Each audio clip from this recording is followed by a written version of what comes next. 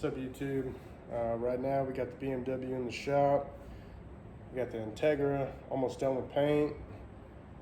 Today I'm going to go over some of the basic tools that you might need to work, specifically tailored towards Hondas or just in general. You don't really need a bunch of money to work on stuff. I'm going to give you guys a little brief intro to my little setup and what I use to pull engines, do standard maintenance as well as some pretty in-depth maintenance. Some tools I recommend. There's a lot better tools out there, but they're kind of expensive and you got to work with what you got. So let's kick this video off, guys. First and foremost, you have to have an initial jack that can get under these low profile vehicles. You definitely want a jack that's somewhat reliable. This is a Harbor Freight special, bought it about 4, maybe 5 years ago. No complaints so far. Lifted trucks, lifted whatever. I've had no issues with this jack. Highly recommend. I mean, it's a little bit under $100. It's got some wear and tear. I was gonna clean up the garage, but then I'd be lying to you guys and telling you that the garage is always clean. My garage, I mean, it's steadily constant work, so that's the first update. Next, we got some 6-ton good old Harbor Freight jacks that I need to return to get some new ones because they had a recall. This is the second pair of jack stands that I've had. I personally had no issues with them, but they have recalls and guys have bad experiences with them. They were like $30-something, not complaining. I also have a roll cart. This comes very in handy when you come to moving stuff around. Fits our smaller transmissions on it. Also engine blocks if you got to move them around the garage or throw them in the back of your truck. Also got the 6-ton press. Not gonna say it works the greatest, but when it comes to suspension work, you definitely need a press to push out some bushings and stuff like that. Like I said, don't mind the mess. Over here, also have a nice, good old Pittsburgh engine hoist. It's a 3-ton hydraulic jack that's installed in it. Had no issues with that. I used it for pretty much everything. Definitely a good piece of equipment to have. Doesn't take up too much space, but yeah. Next, we got the inner and outer tie rod and pullers. You could also rent these from AutoZone and pay like $50, pick it up, get it back. But usually it's pretty worn out. But at Harbor Freight, they sell this. I think it's $70. Let me show you it real quick. I personally used it. Inner and outer tie rod removal. So you got this big old long thing. Goes over the tie rod itself, slips over on the steering rack. These cars have roughly about 200-300 miles on them. These steering racks are usually pretty jacked up, so highly recommend replacing them and checking them. Replacing the bellow boots and stuff like that. They got different sizes, metric sizes that go over the nut that's on the steering rack. Makes things a lot simpler. There's other ways to do it. I highly recommend purchasing one of these. Definitely a good tool to have. Here we are, walking up to the toolbox. All right, guys, here's the fun part. I'm gonna start this off with having a good old 3/8 impact gun.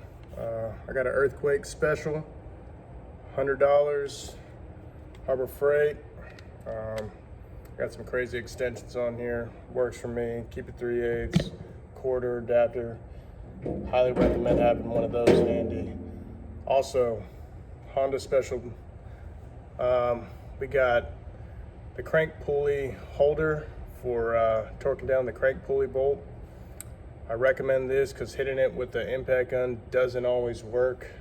Sometimes it just gets a little crazy, and if you lose that bolt, you can mess something up really bad.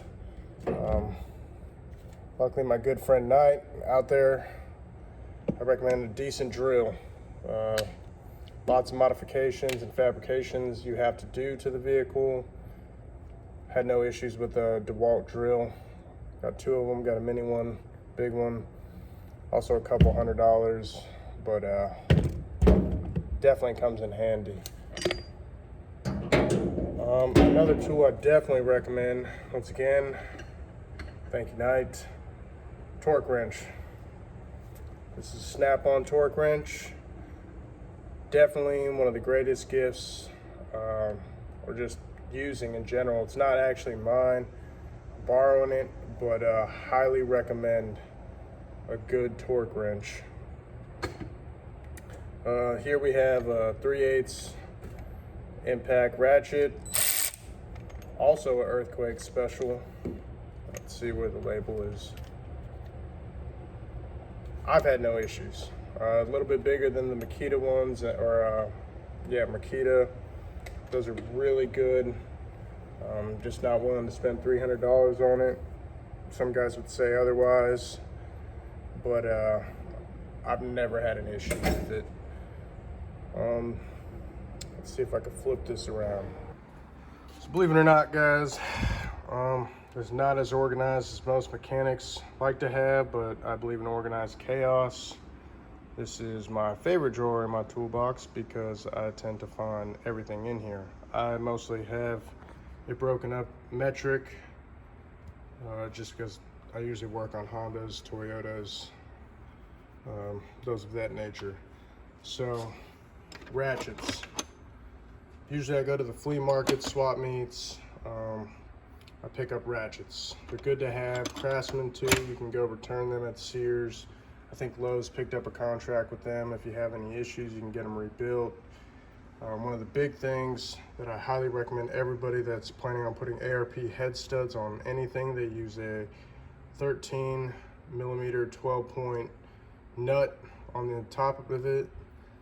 It's not a common thing to have. Make sure you have a deep well, 13 mil. Definitely comes in handy.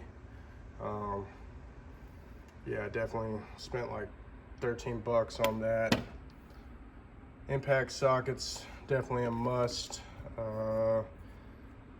32, standard Honda Acura axle nut comes in handy. One thing with those tool sets that Craftsman offers, you definitely want to have a good breaker bar. Some things are tight, you got to put some leverage on there. Make sure you have good leverage on there so you're not breaking ratchets left and right. Extensions, I got it, like I said, I go to the flea market. I pick up extra tools that I can get cheap and slowly add to my collection. Make sure you also got a nice spark plug socket. I've been lucky enough to find a lot of people selling a lot of snap-on products. Also my wrench drawer. So when I first started this, I started off with this set. As time went on, I go to the swap meet every Saturday and I pick up Craftsman tools.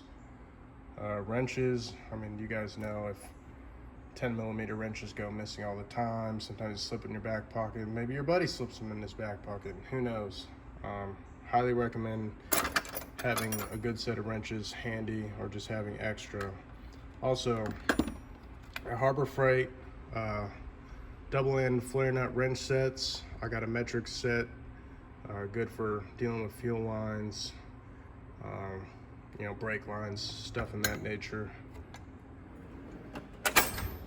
This drawer, yes, I'd probably give somebody with OCD a freaking headache, but also one of my favorite drawers, mostly because of this tool right here. In the past, I've used a 12 millimeter wrench and a screwdriver to adjust valve train, or not just adjust valve train, but just adjusting my valves. This tool is $12 on Amazon. I wish I had this a long time ago, but finally the time came, I purchased one. You have your standard, flathead screwdrivers. Make sure you got a decent set of vice grips. They come around. I mean, crescent wrenches, not monkey wrenches. Can't say that anymore. But it's a Stanley special. They come around. This drawer is kind of like my drawer that I use for mostly heat shrinks, dealing with wiring harnesses, or I don't like butt connectors, so I tend to make sure my wires look clean. I don't like having different colored wires, so I got so many different heat shrink variations. But out of all this kit right here, highly recommend. It has a solder built into it, which you can slip over the wire. It has a heat shrink and a little rubber band that's inside of it. Maybe at the end of this video I'll do an example. These come in handy, and they also look clean. It kind of goes on clear, and then the actual solder itself melts the wires together. Voltmeter, definitely a must. If you plan on messing with anything electronic or electric, or just has voltage going through it, definitely need to make sure it's getting voltage, the right amount of voltage, or ohm readings or anything like that. Soldering pen, it's pretty common sense if you plan on messing with any harnesses. Highly recommend those. Let's see, where is heat gun? Good old Chicago Electric. Had no issues. Probably one of the best heat guns I've ever had. Get you one. They come in handy. Also, when it comes to removing emblems and stuff like that. We got a brake compression tool. This for a single cylinder one. It works really good on Hondas and makes things a lot easier. Just make sure you bleed your brakes after. Good old swap meet special drawer. Like I said, every Saturday, hit them up, Lee County Flea Market. Bring like 10 bucks, you can get you like 10 sockets. And clearly I've spent a little bit more than $10.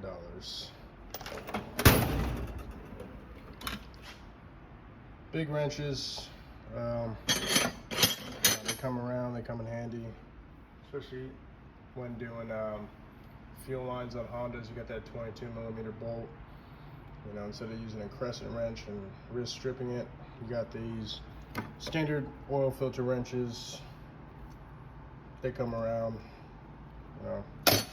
Not everybody just does a hand tight rule. They like to go super tight on some of it. Thanks, James.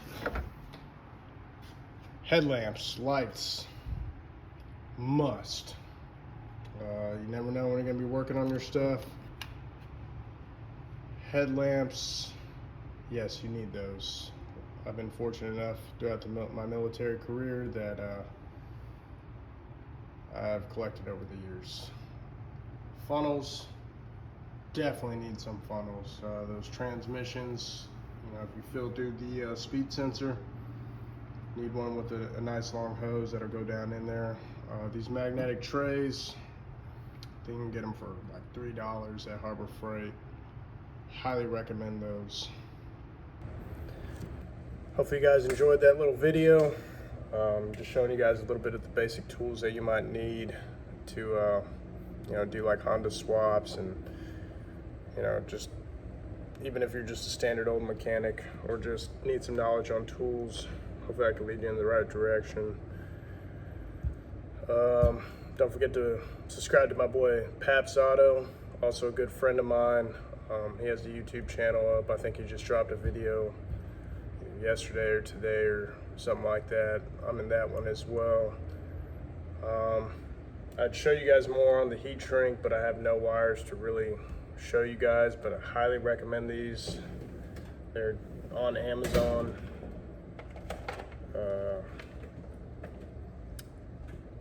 I bought a kit for about $13, and usually when you heat these up, like I said, they're clear. This heat shrink here in the middle, it acts as a solder. Make sure you check the continuity after that. Make sure it's a solid, solder. I don't believe I missed anything that's too crucial. Like I said, maybe about $500 investment can go a long way.